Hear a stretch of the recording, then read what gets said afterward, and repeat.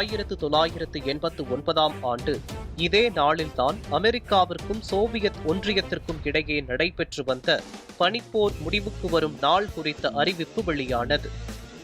இரண்டாம் உலகப் போருக்கு பிறகு ரஷ்யாவிற்கும் அமெரிக்காவிற்கும் இடையிலான மறைமுக போர்கள் தொடர்ந்து கொண்டே இருந்தன.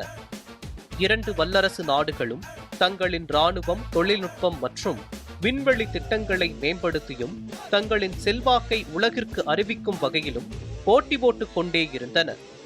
1947 ஏப்ரல் 16 அமெரிக்க குடியரசுத் தலைவரின் ஆலோசகரான பெர்னாண்ட் பரூச் என்பவர் கொலம்பியாவில் அரசு மாளிகையில் உரை நிகழ்த்துகையில், இரண்டாவது உலகப் போருக்கு பின்னர் அமெரிக்காவிற்கும் சோவியத் யூனியனுக்கும் இடையே நிலவிய உறவை விவரிப்பதற்கு கோல்டு வார், அதாவது பனிப்போர் எனும் சொல்லை பயன்படுத்தினார். புகழ்பெற்ற ஆங்கிலேய எழுத்தாளரும் அனிமல் ஃபார்ம் எனும் நூலின் ஆசிரியருமான ஜார்ஜ் ஆர்வெல் என்பவர்தான் இந்த சொல்லை முதலில் உருவாக்கியவர். அதன்படி ஆயுதங்கள் இல்லாத போரான இப்பனிப்போர் கருத்தியல் ரீதியிலான போராகவே உலக அறிஞர்களால் வர்ணிக்கப்பட்டது. 1945 முதல் 1991 வரையிலான காலப்பகுதியில் வல்லரசுகளின் வெளியுறவு கொள்கைகளை பனிப்போரே வரையறை செய்தது. இக்காலகட்டத்தில் இவ்விரு சக்திகளுமே நிரந்தரமான போருக்கு ஆயத்தமாக இருந்தன. அமெரிக்கா தனது பொருட்களுக்கான திறந்தவெளி சந்தையை மேம்படுத்தவும் பொதுவுடைமை தத்துவத்தின் பரவலை கட்டுப்படுத்தவும் விரும்பியது. மற்றொரு புறத்தில் சோவியத் ரஷ்யா பொதுவுடைமை தத்துவத்தை பரப்பவும் தனது கோட்பாடுகளுடன் இணைந்து செல்லும் எல்லைப்புற நாடுகளுடன் நட்புணர்வை பேணவும் விருப்பம் கொண்டது.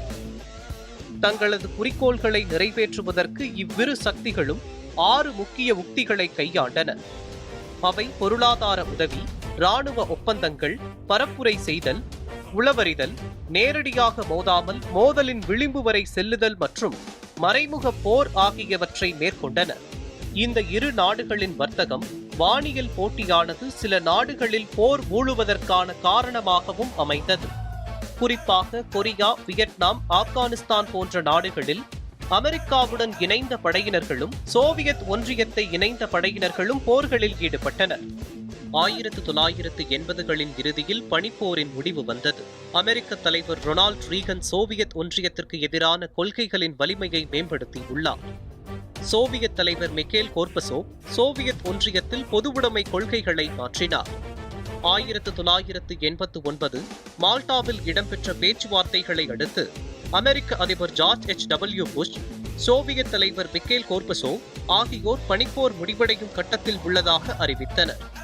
இதன் தொடர்ச்சியாக 1991 சோவியத் ஒன்றியம் அழிக்கப்பட்டு பனிப்போர் முடிவடைந்தது.